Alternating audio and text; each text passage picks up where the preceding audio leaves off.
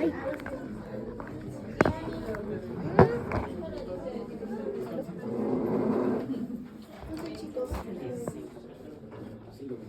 En general, han visto la parte de inflamación aguda, es importante recordar ciertos factores, eso lo van a repasar, qué factores, primero sí lo he hecho un poquito más escrito, pero ustedes recuerden cuáles se van a activar qué día, inflamación aguda, reparación, etc.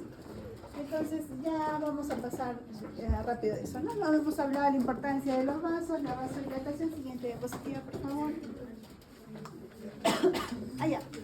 Esto que es la diferencia entre exudado y trasudado, que eso lo van a ver cuando vean la parte de cardiología o nefro. En el caso de lo que es el exudado, vamos a ver dónde está el exudado, se caracteriza porque en el exudado va a haber cierta, como pueden observar, el endotelio se llega a separar. Por lo tanto, las proteínas, bueno, no solo las proteínas, ciertas células, etc. van a poder pasar a través de las paredes y van a llegar hacia ese líquido. Entonces, cuando ustedes puncen este líquido, porque esto se va a dar como un derrame, se caracteriza que este líquido va a ser de alta densidad. ¿Listo? Esa es la característica. Siguiente, por favor. Listo. Entonces, va a haber, en ese caso, en el exudado, va a haber un incremento de la permeabilidad vascular y a través del cual van a pasar las moléculas a través de estas paredes. Por lo tanto, también van a jalar agua y al hacer el estudio entre lo que es densidad, etc., va a ser rico va a ser mucho más alto. En el caso de lo que es el trasudado, como pueden ver, las células endoteliales siguen juntitas. Entonces, lo que está fallando va a ser la síntesis de proteínas. Por ejemplo, cuando su paciente, por ejemplo es un ejemplo de tuberculosis o una neumonía que van a hacer, ¿ok? Hay inflamación, se separa el endotelio para hacer más células, hace un derrame y el derrame al estudiarlo es rico en células y hay incrementada en células. Siguiente, por favor.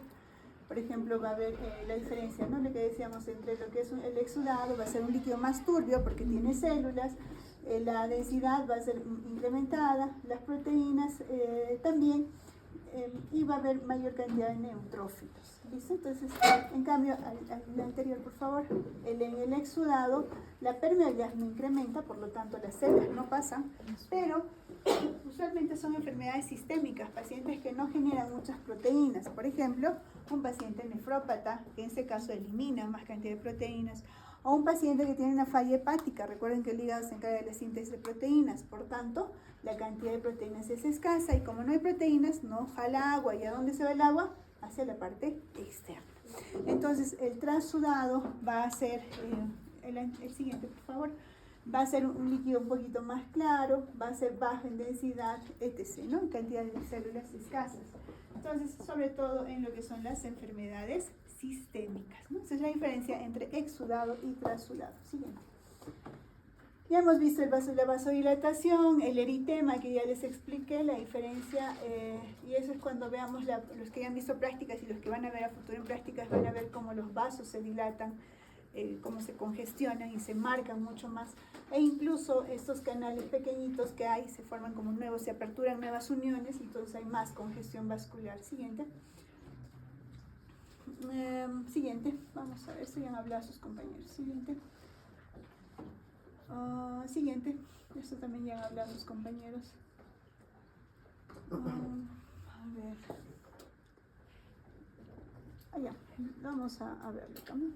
Entonces, esta es una imagen de un microscopio electrónico. Este es nuestro esquema, es un vaso sanguíneo, la célula endotelial. Vean la unión que siempre les comentaba, que están juntitas, están muy adheridas. Y cuando ya hay un mediador vasoactivo, ya empieza lo que es la inflamación, vean que se separan. Y esta es la microscopía electrónica, vean, esto es las células endoteliales y lo que pasa en el esquema también se ve en este microscopio, ¿no? Hay una separación, por lo tanto, los polimorfos pueden atravesar esa pared.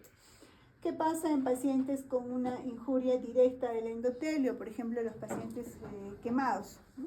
En este caso, la lesión va a ser directa al endotelio, no es de que se separan los endotelios, sino ya no tengo células endoteliales. Por lo tanto, los pacientes, el líquido que sale es en mayor cantidad. Es por eso que han visto a los quemados o cuando roten, van a ver que hacen unas ampollas. Entonces, ¿por qué forman las ampollas rápidamente un quemado? Porque el líquido está saliendo afuera, pero no porque se está separando, sino porque la célula endotelial se ha dañado, entonces el líquido escapa rápido, ¿ya? Entonces eso pasa en un quemado. Siguiente. Siguiente, eso ya hemos visto, va a haber edema, ustedes ya saben que va a haber edema.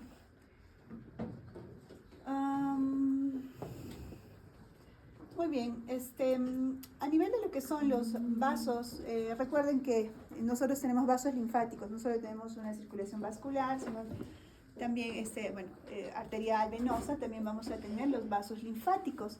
Y todo lo que sale a nuestro líquido, a la parte extracelular, a la parte intersticial, va a ser drenado por lo que son los vasos linfáticos, ¿no? Entonces, en una inflamación, los vasos linfáticos de cierta manera también van a ayudar a disminuir ese edema, porque recuerden que hay líquido, está saliendo fuera, es linfa. Entonces, los vasos linfáticos son los que me ayudan con eso, ¿no? Entonces, por ejemplo, ustedes cuando han tenido alguna faringitis o a veces hay una caries, pacientes que vienen con caries bastante grandes, ¿qué pasa? Empiezan a tocarles y encuentran los ganglios. ¿Por qué? Porque hay una inflamación. Si hay inflamación, perdón, hay una infección, va a haber una inflamación. Y por ende, quienes van a reaccionar también van a ser los ganglios. Entonces, va a haber una linfaadenitis que viene a ser la inflamación del ganglio. ¿Listo? Siguiente. Bueno, esto ya sus compañeros lo han hablado muy bien, cómo se reclutan los leucocitos y cómo se van a llegar finalmente a eliminar. Ya no les voy a recalcar. Siguiente, por favor. Muy bien. Entonces, lo que quiero que recuerden es cómo los polimorfos, y lo que hablaban, cómo hace el reclutamiento de los polimorfos nucleares. Entonces, recuerden que los vasos están dilatados, la sangre ya no va a fluir así rápidamente, sino se detiene un poco porque hay mayor volumen, ¿no? Hay un mayor diámetro, a eso se llama éstasis sanguínea. Entonces, cuando hay una éstasis, ¿qué pasa? Y ya empiezan a activarse los mediadores, el polimorfo nuclear empieza a marginarse. Marginarse es que se empieza a migrar paralelo al endotelio. Ese es el primer paso de marginación. La siguiente es el rodamiento, o sea, el polimorfo nuclear se adhiere al endotelio, se separa, se adhiere al endotelio, se separa, ¿listo? Y ahorita eso vamos a ver por qué moléculas. Y finalmente se adhiere al endotelio y después pasa a través del endotelio para llegar al tejido lesionado. Siguiente, por favor. Muy bien, entonces ahí yo tengo a mi polimorfo nuclear y tengo a mi célula endotelial. Ambas, como todas las células, van a tener moléculas que van a expresar en su parte externa.